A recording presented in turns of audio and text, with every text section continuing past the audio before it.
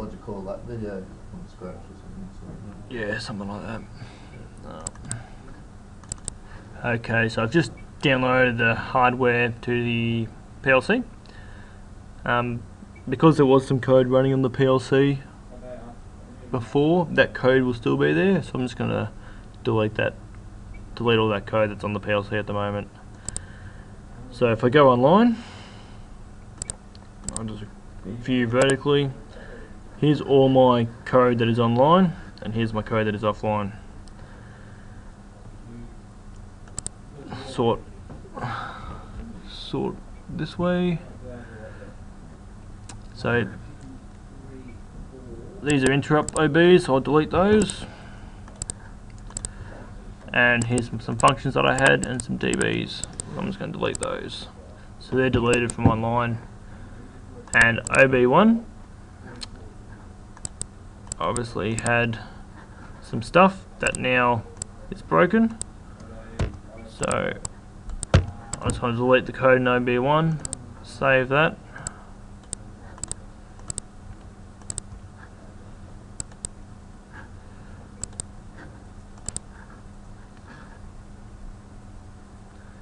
Notice that the PLC is in stop mode because it crashed after when I deleted the code.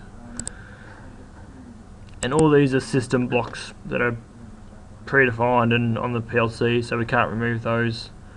So we just leave them there. So all it's got now is an empty block of OB1. Let's go and fix this PLC, get it back into run mode. So if we come up to Systematic 300, go into hardware, we'll go online, and see we've got a red triangle on the PLC, so it's got an error on it. Double click on that, we've got an error and we've got a stop. If we go to diagnostic buffer, it's gone to stop mode because it tried to access FC1 and FC1 was not there because I deleted it, and then it tried to call OB121, but that's not there either. Because OB121 was not there, it's gone into stop. So we want to restart this. So close here. You can either do this via the key switch on the PLC itself or under operating mode. Warm restart, yes. The PLC is now in run. If we update, we've now got a little blue triangle. We're in run mode, and our last event was transition from start to run. Go offline.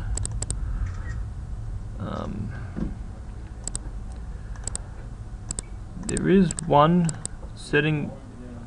Here we go. So for Profinet CPUs, you can increase the diagnostic buffer up to 499, I think. 500. Yeah, 499. So that'll just give you a lot more information on the PLC when you have errors. You can't do this for Profibus only PLCs. Go OK, we'll just download that change there. Again.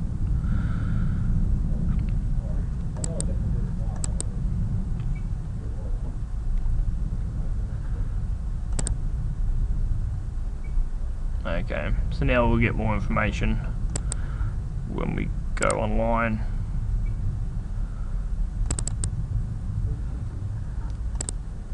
Our diagnostic buffer is a lot bigger and we can see more stuff.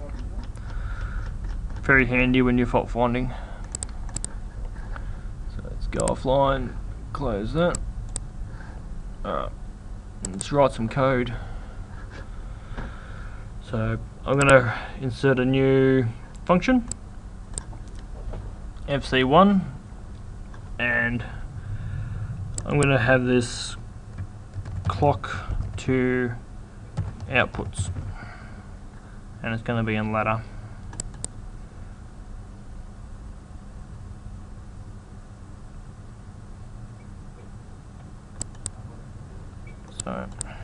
should be in that box there.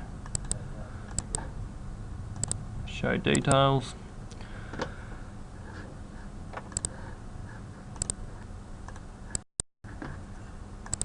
Okay. So in this function, I'm just going to copy the clock bytes and write them to outputs. Something simple, just so we get some lights going to see that it's working. So we'll start by defining our clock signals in our symbol table. So just gone on Google and I found someone else has done this. And so here's the signals that we're going to get from the PLC. So I'm just going to write these in here. Clock 0.1 second. Ooh.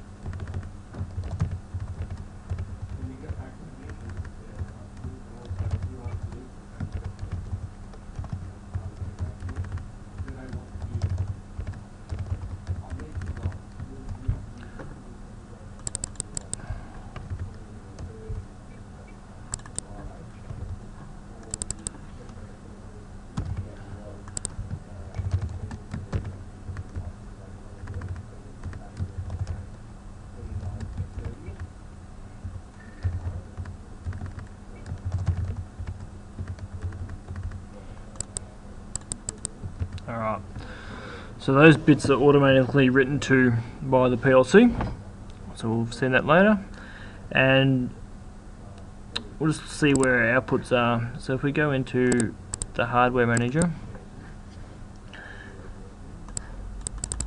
and this is our output card, there's more information down here, so we'll maximize this window. Here we go. So our outputs for this card are starting at outputs 4 and going to 7. So it's 4.0, 4.1 up to 4.7, 5.0, 5.1, all the way up to 7.7, 7.7. You can move this around depending on where you want to put it. So I can make that, try and make that 0, which will rearrange it. So generally you want to have output sequential for each card that you add in later, or else it can get quite messy. So this is 4. We'll just leave it as that because that's what's downloaded to it at the moment. So we'll come back to our symbol editor, and this is going to be out clock 0.1 seconds, and this is Q0 4.0.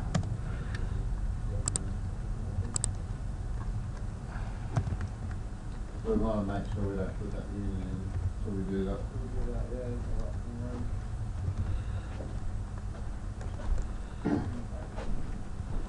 But the interesting thing is That'll be enough. So we'll save our symbol table and close that. Close that. Close this one. Yes, made a change, but I changed it back, so that's fine. So if we read clock 0.1, let's write it to an output of clock, out clock 0.1. Save that.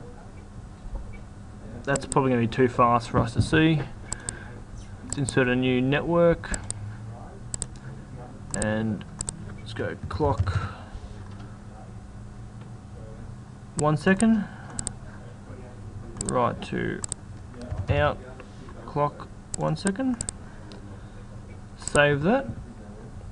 Download. So if we try and go online and monitor now,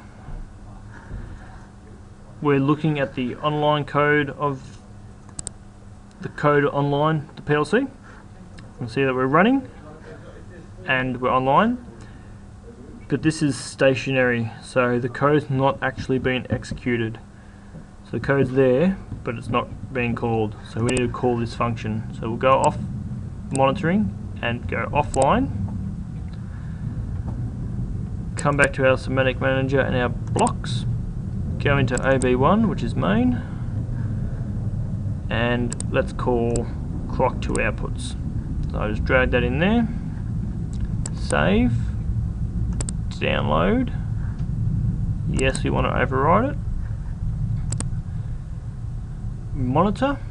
So monitor goes online and monitors, and we can see that it's running. This green line indicates that it's calling this block. So come back here. If we went online, it's now running, so every second we're getting a pulse driving our output here. And I can see these on the PLC card, lights are flashing. So at least that means that things are working. That'll do for now.